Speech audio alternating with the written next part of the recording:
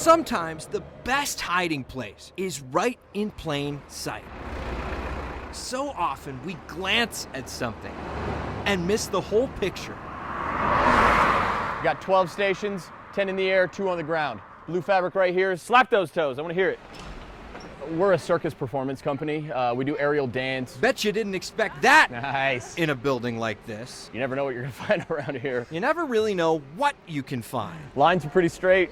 Letters make sense. until you slow down Kind of did a double take at the computer like, and look closer. am I crazy or is that actually written on the building right there? Just kind of figured it was some weird thing some programmer put in for one of his buddies or something like that, but A message on their roof that simply said, "Hi, Marty." we talked about it, we joked about it, we showed it to the company members, and then, life just kind of went on. Like life so often does. Coming down. But little did they know the folks holding the answer to their two-word mystery lived right down the street.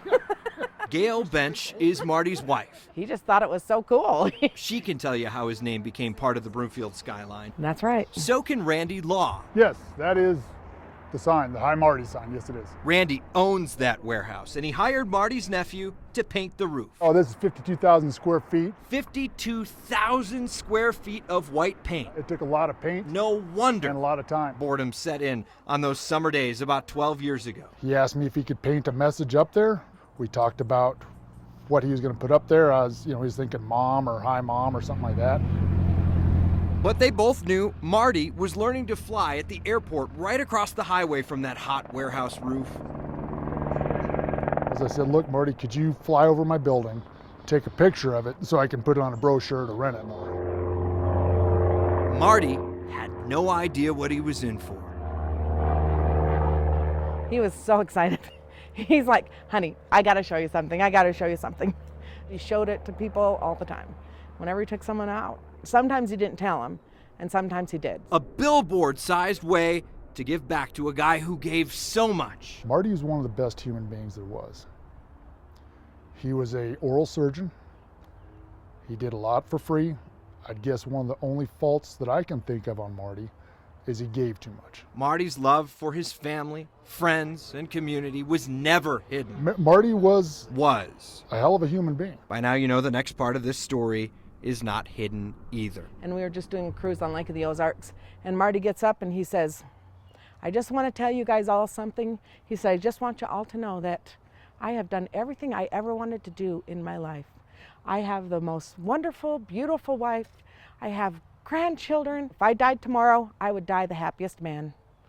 And I got up and hit him and told him not to say that. I'm like, don't say that.